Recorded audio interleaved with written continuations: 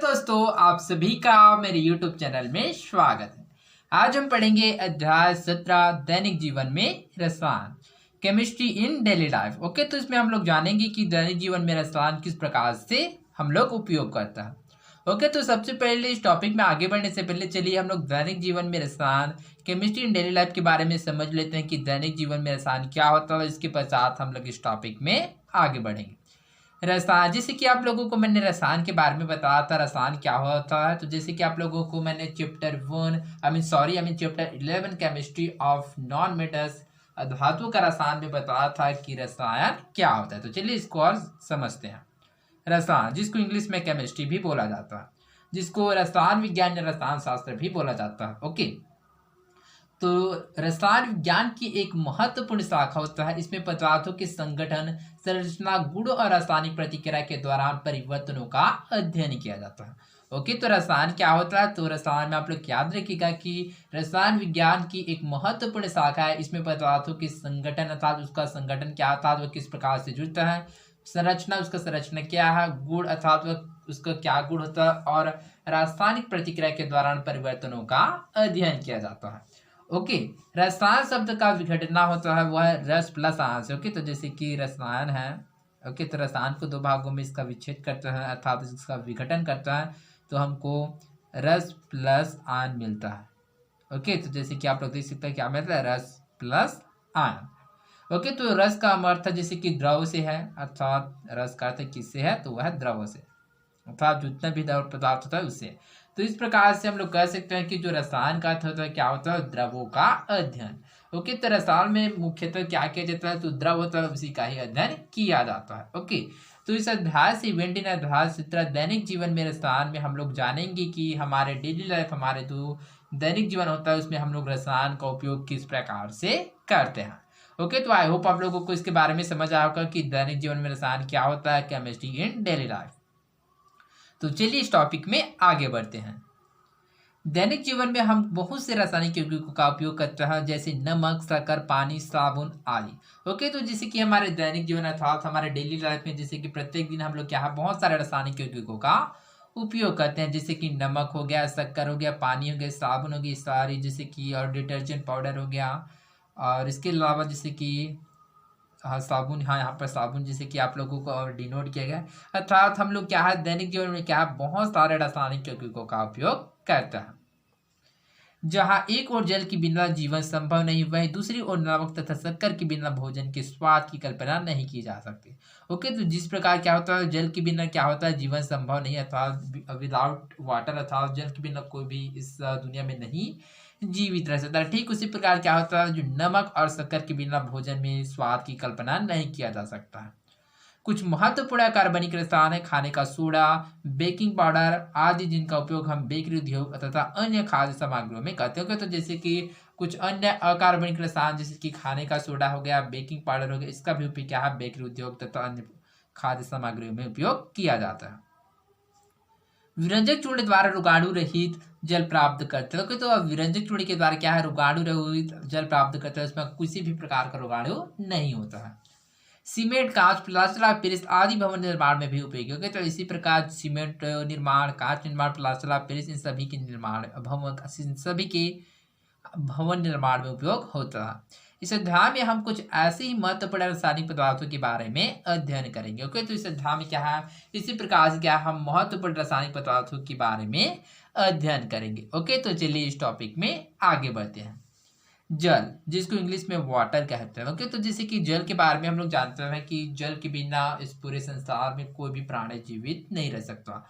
अथवा जल क्या है, mean water is very requirement for every single organism in all over the world. अर्थात जल क्या है, बहुत ही सब जितना भी जीव जंतु होता है सभी के लिए जल के बहुत ही महत्वपूर्ण होता है। ओके, तो जल कैसे बनता है, जैसे कि हम लोगों ने पढ़ा था कि जल का जो फार्मूला होता है वह H2 होता है। क्या होता है, H2O। ये किस प्रकार से बनता है, तो हाइड्रोजन के 2 मॉलिक्यूल एवं ऑक्सीजन के 1 मॉलिक्यूल से क्या बनता है, वाटर बनता है। ओके, जैसे कि H2 प्लस O क्या बनता है, H2O क्या है, वाटर के मॉलिक्यूल बनता है। ओके, तो जैसे कि यहाँ पर जो ऑक्सीजन होता है वो मॉलिक्यूल फॉर्म होता है था द्विपरमाणु के रूप में होता है, जिसके कारण इसके समीकरण को हम लोग संतुलित करते हैं। तो यहाँ पर 2 लेते हैं और हाइड्रोजन को क्या लेते हैं, 4 हाइड्रोजन लेते हैं। तो इस प्रकार से क्या हमको 2H2O प्राप्त होता है, क्या है, वाटर। अर्थात इस प्रकार से क्या है, जो वाटर का जो फार्मूला होता है वह इस प्रकार से होता है H2 या फिर 2H2O। ओके, तो इस प्रकार से कहता है जो सामान्यतः है इसका जो फार्मूला किसके द्वारा दर्शाया जाता है, तो वह H2O के द्वारा।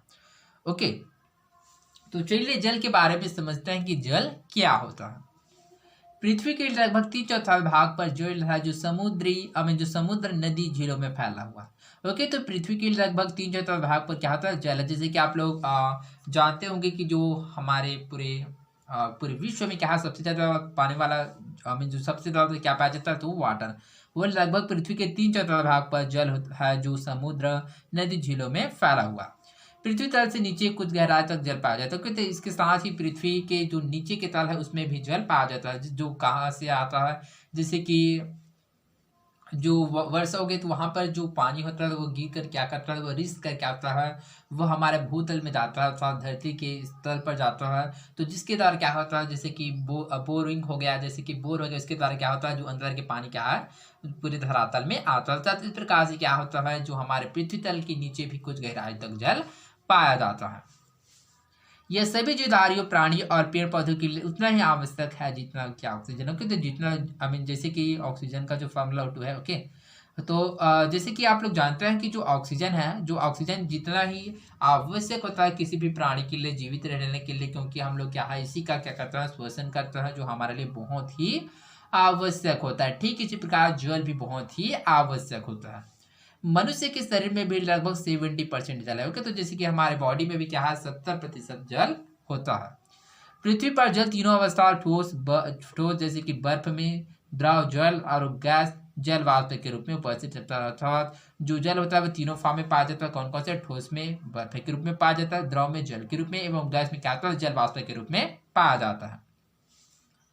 प्राय किसी पदार्थ का ठोस अवस्था में घनत्व द्रव अवस्था की अपेक्षा अधिक होता है। तो इसमें याद रखिएगा कि किसी भी पदार्थ का जो ठोस अवस्था में जो घनत्व होता है वह द्रव अवस्था की अपेक्षा अधिक होता है। अर्थात यदि कोई भी पदार्थ यदि ठोस अवस्था में है तो उसका जो डेंसिटी अर्थात जो घनत्व होगा वह अधिक होगा कंपेयर टू दी द्रव अवस्था। ओके, तो किसकी कंपेरिजन में, तो वह द्रव अवस्था की। लेकिन बर्फ का घनत्व 0.9 ग्राम पर मिलीलीटर तथा जल का घनत्व 4 डिग्री सेल्सियस पर 1 ग्राम पर मिलीलीटर होता है। ओके, तो इसमें जो बर्फ का घनत्व कितना होता है, वह 0.9 ग्राम पर मिलीलीटर। ओके, तो पर मिलीलीटर में कितना होता है, 0.9 ग्राम। और जो जल का जो घनत्व होता है वह 4 डिग्री सेल्सियस होता है पर क्या होता है, मतलब 1 ग्राम पर मिलीलीटर में।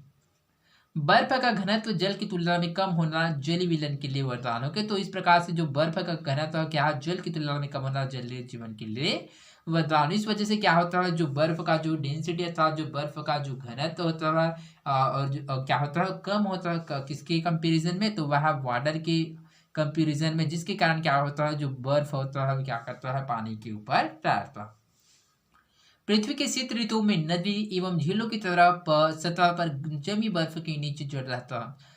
बर्फ उष्मा की कुचालक होते हैं। ओके, तो इस प्रकार से जो पृथ्वी के शीत क्षेत्रों में क्या है, जो वहां पर नदी एवं झीलों है वहां पर के नदी एवं झीलों की सतह पर जमी बर्फ के नीचे जड़ रहता था। जो बर्फ है उसके नीचे क्या होता है, जड़ रहता था। जल का जो घनत्व है, जो बर्फ है उसके घनत्व से अधिक होता है, जिसके कारण क्या होता है, जो जल होता है वो बर्फ के नीचे होता है और जो बर्फ होता है जल के ऊपर तैरता है, क्योंकि जल का जो घनत्व होता है वह कम होता है। जल का घनत्व अधिक होता है और बर्फ का घनत्व अधिक होता है। बर्फ का घनत्व क्या होता है, कम होता है, जिसके कारण वह जल के ऊपर तैरता है। बर्फ उष्मा की कुचालक होती है। ओके, तो इसके साथ भी याद रखिएगा कि जो बर्फ होता है वह उष्मा की कुचालक होती है। उष्मा की कुचालक अर्थात क्या होता है, उसमें उष्मा का चालन नहीं होता है। इस कारण नीचे का पानी धीरे धीरे ठंडा होता है, जिसके कारण उसका जो नीचे का जो पानी होता है वो क्या करता है, धीरे धीरे ठंडा होता है। वायु में नमी के रूप में प्रत्येक मौसम में जल विद्यमान रहता है। तो वायु में क्या होता है, नमी होता है, जिसके कारण क्या प्रत्येक मौसम में जल विद्यमान रहता है अर्थात स्थित रहता है।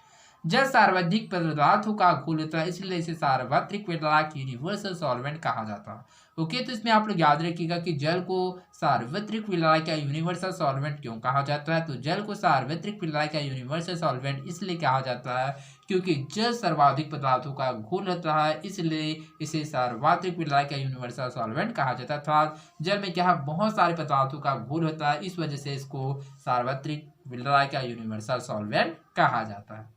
ओके, तो आई होप आप लोगों को समझ आया होगा कि दैनिक जीवन में रसायन क्या होता है। इसके साथ ही हम लोगों ने जल के बारे में जाना कि जल क्या होता है, जो बहुत ही हमारे लिए पूरे विश्व में जितने भी जीव जंतु है उसके लिए आवश्यक होता है। ओके, तो आई होप आप लोगों को समझ आया होगा। तो आज के लिए बस इतना ही, मिलते हैं अगले वीडियो में। धन्यवाद।